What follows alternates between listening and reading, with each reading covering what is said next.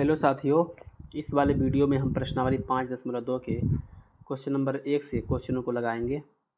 Chapter का नाम है समांतर श्रेणी अरिथमेटिक प्रोग्रेशन।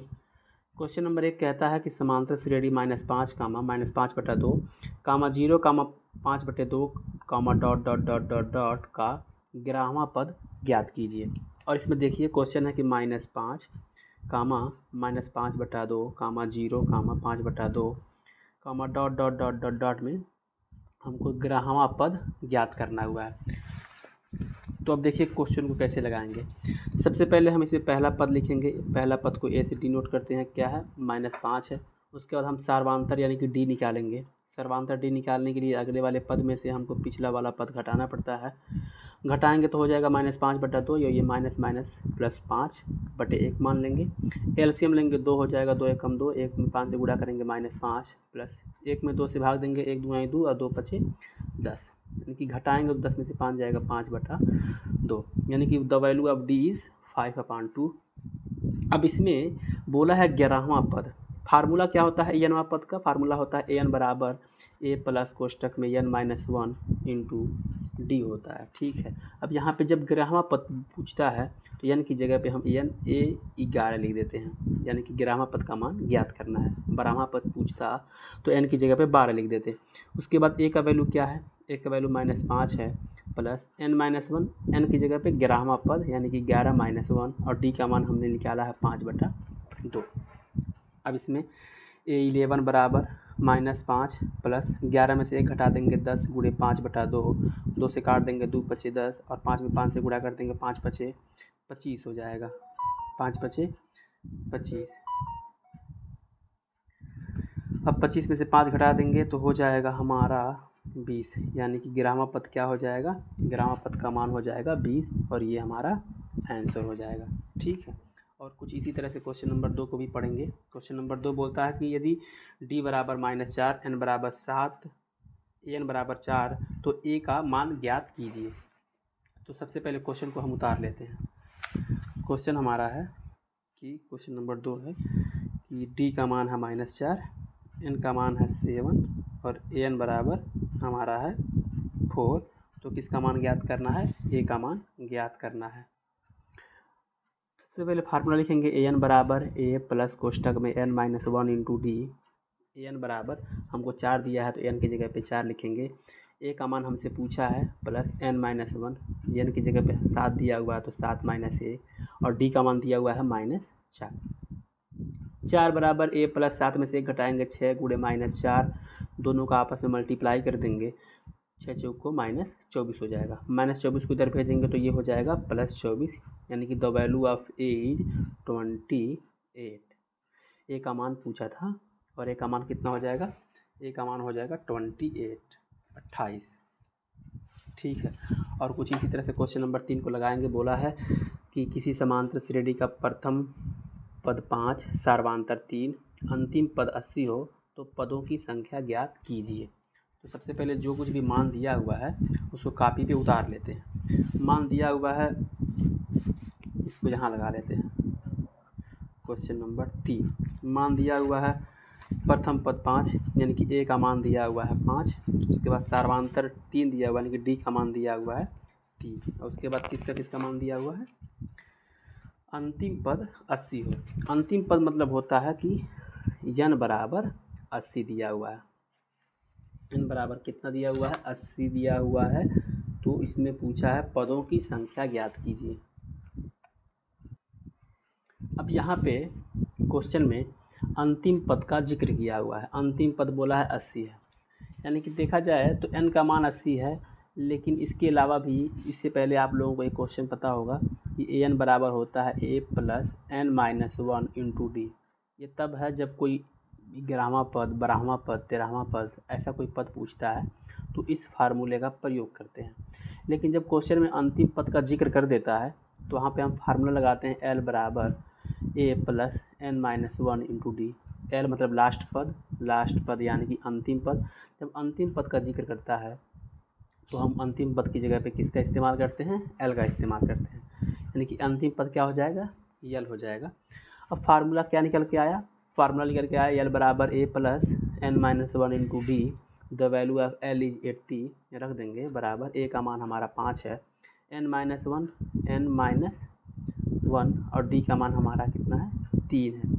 80 बराबर 5 प्लस n-1 नहीं करेंगे, ठीक है, आपस में मल्टीप्लाई कर देते हैं। 3n-3, 5 में 3 घटाएंगे 2 और 2 को इधर भेज देंगे तो 80 - 2 हो जाएगा 3n। 80 में से 2 घटाएंगे तो 78 बराबर 3n, यानी कि n बराबर कितना हो जाएगा 78/3, 3 दूनी 6, 18 3 6 18, n बराबर कितना हो जाएगा, n बराबर हो जाएगा 26।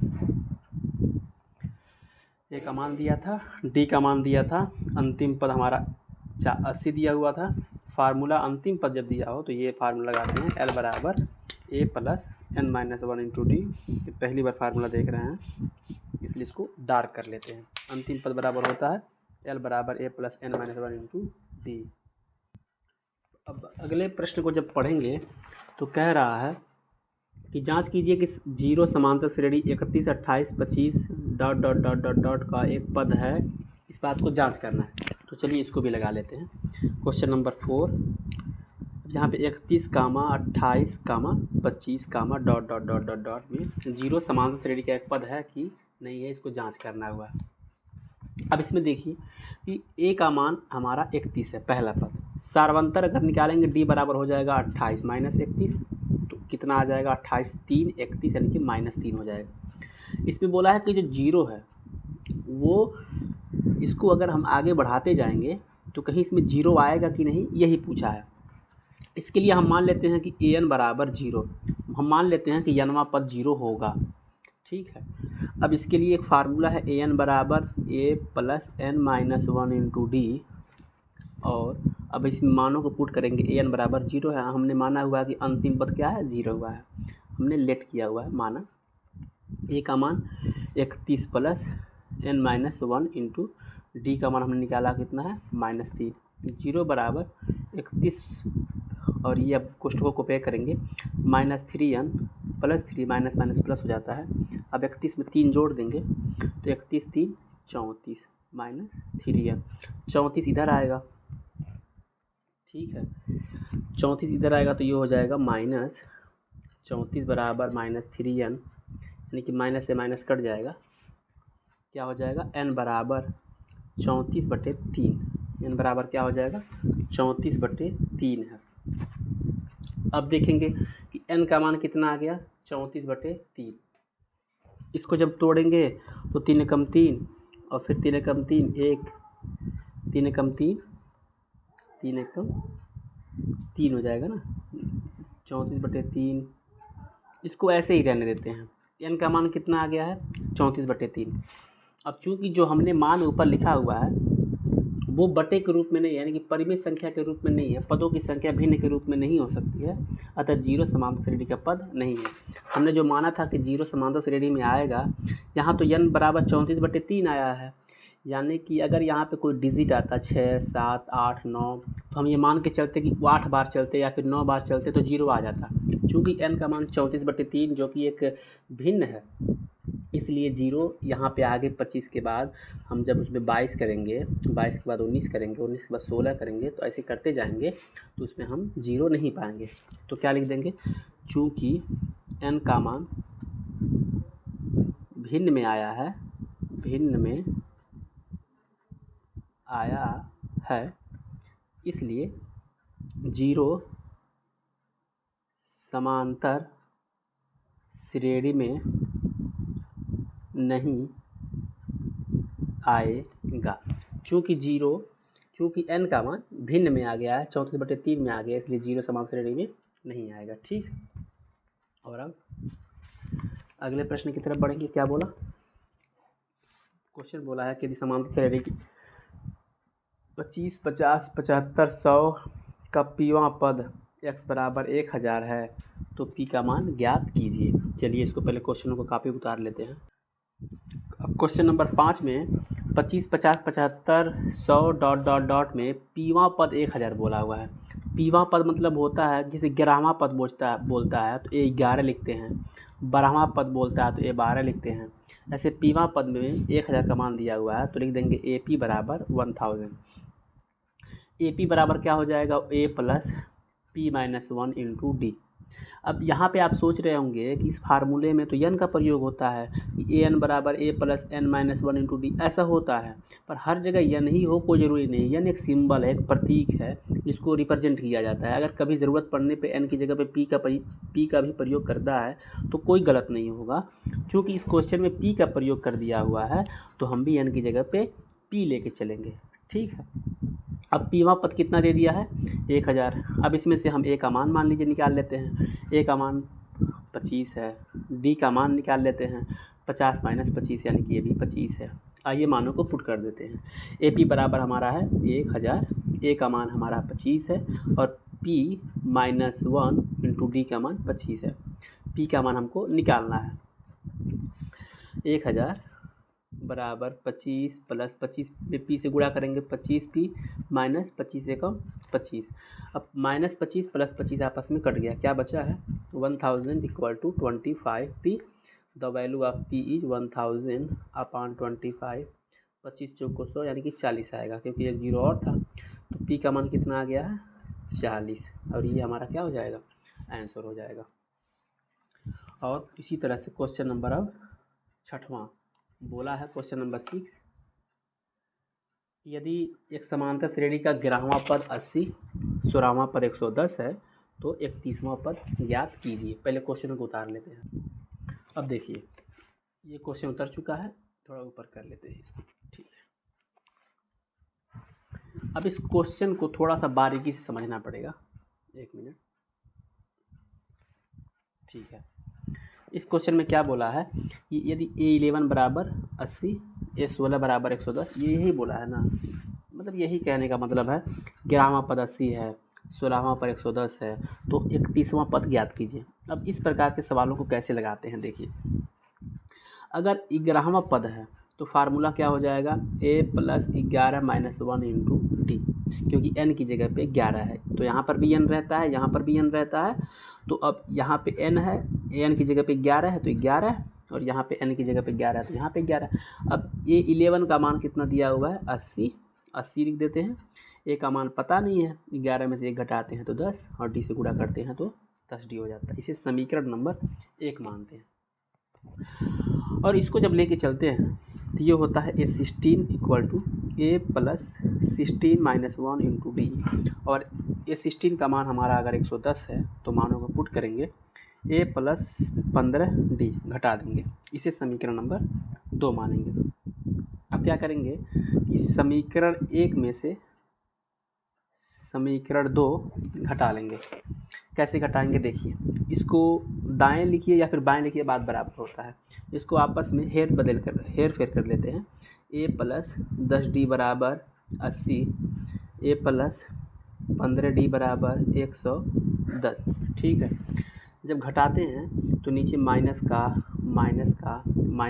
साइन लगाते हैं। चेहरा बराबर है, अपोजिट निशान है, कट जाता है। 15 में से 10 घटाएंगे तो -5d, 110 में से 80 घटाएंगे तो 8 3 11 -30, यानी कि कुल मिला जुला के डी का मान कितना आ गया, आप कहेंगे कि डी का मान 6 आ गया है, यानी कि the value of D is 6 आ गया है। अब डी का मान जब पता हो गया है तो हम किसी तरह से अब ए का मान ज्ञात करेंगे। अब ए का मान ज्ञात करने के लिए क्या करेंगे, इस डी के मान को हम समीकरण नंबर 1 में रख देंगे। डी का मान समीकरण 1 में रखने पर इससे क्या होगा, ये हमको ए का मान निकल जाएगा, और जैसे ही डी का मान निकालेंगे, ए का मान निकालेंगे, और फिर से पुराना वाला फार्मूला में A31 का मान हमको ढूंढ के निकाल देंगे। आइए इस समीकरण में हम डी का मान 6 रख देते हैं। 80 बराबर a प्लस 10 गुणे डी का मान 6 हो गया है। 80 बराबर a प्लस 10 छके 60, इधर भेजेंगे तो ये आपस में घट जाता है, यानी कि the value of a is 20। This is the value of d and this is the value of a, और इस दोनों का मान को हम रख देंगे A31 में, यानी कि 31वां पद हमको ज्ञात करना हुआ है ना, 31 यानी कि 31वां पद ज्ञात करना है। तो a plus 31 minus 1 into D रहेगा। और A31 का मान ज्ञात करना है, तो A का मान हमने ज्ञात किया हुआ है, प्लस 31 में से 1 घटाते हैं तो कितना आ जाता है 30, और डी का मान यहाँ पे निकाले हैं 6। आपस में मल्टीप्लाई जब करेंगे तो A31 का मान मिल जाएगा, 30 में 6 से गुणा करेंगे तो 180 हो जाएगा। A31 बराबर 120, 180 और 20 कितना हो जाएगा, यानी कि 200 हो जाएगा। यानी कि the value of A31 is 200, और यही आपका फाइनल आंसर हो जाएगा। क्वेश्चन नंबर 6 के बाद अब हम बढ़ेंगे क्वेश्चन नंबर 7 की तरफ। क्वेश्चन नंबर 7 जब पढ़ेंगे तो पाएंगे कि कहता है समांतर श्रेणी 3, 8, 13, 18 dot dot dot dot dot का कौन सा पद इसके 31वें पद से 130 ज़्यादा है। पहले क्वेश्चनों को कॉपी पर उतार लेते हैं। क्वेश्चन नंबर 7 में 3, 8, 13, 18 में कौन सा पद 31वें पद से जो सबसे ज़्यादा बोला है उसको कैसे लगाएंगे देखिए। सबसे पहले हम क्या करेंगे, इसमें हम A का मान निकालेंगे 3, सार्वधातुक निकालेंगे 8 माइनस 3 यानी कि 5। उसके बाद हम लिखेंगे प्रश्नानुसार, यानी कि अकॉर्डिंग टू क्वेश्चन।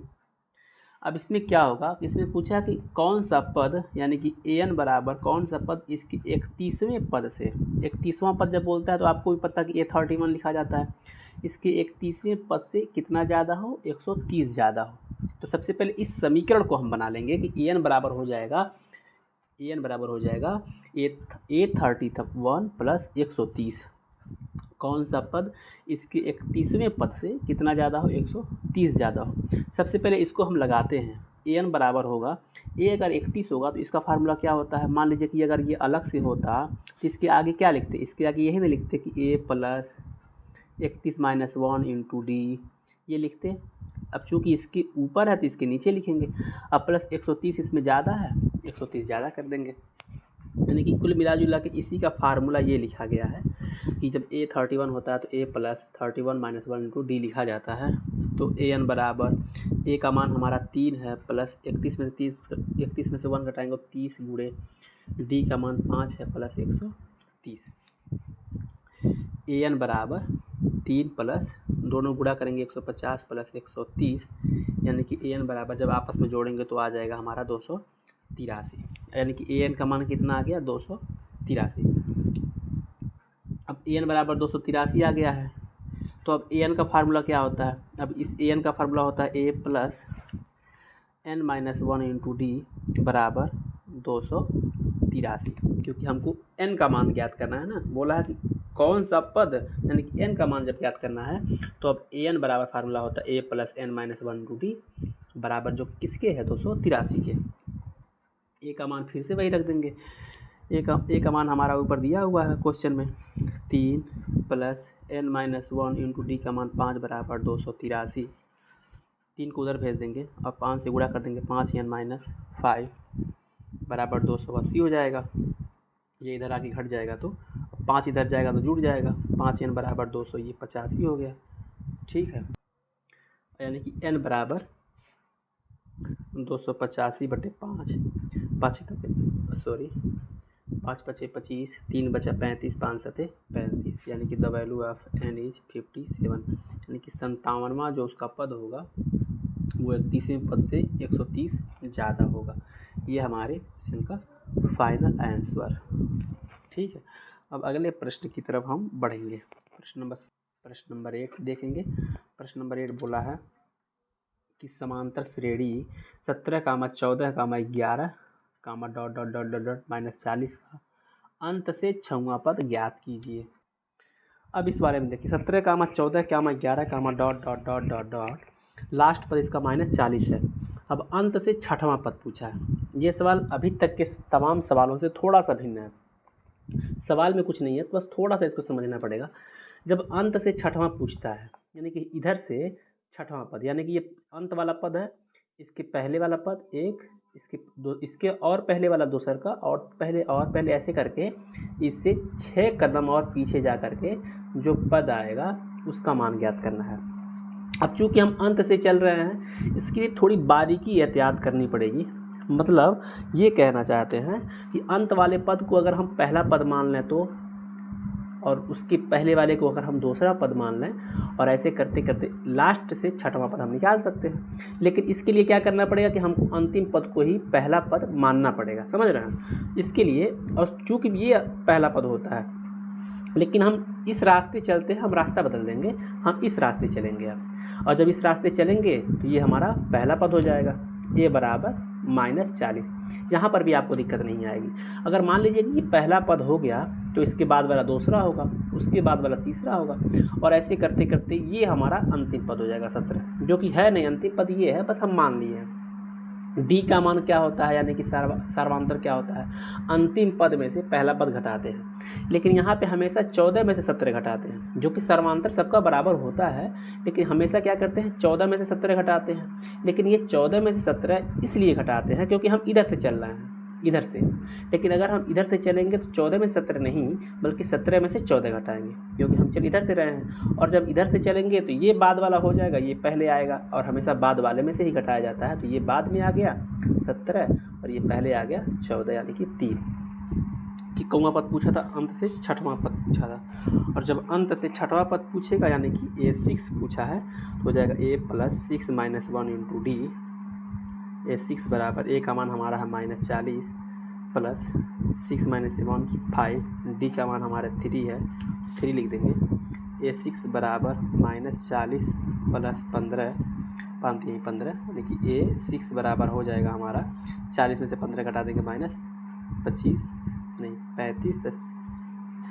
35 कितना होगा, 10 में से 5 जाएगा 5, 3 में से 1 जाएगा 2, 25, हाँ 20 10 30 10 40 -25, यानी कि A6 का मान कितना हो जाएगा, छठवां A6 का मान हो जाएगा -25। ठीक है।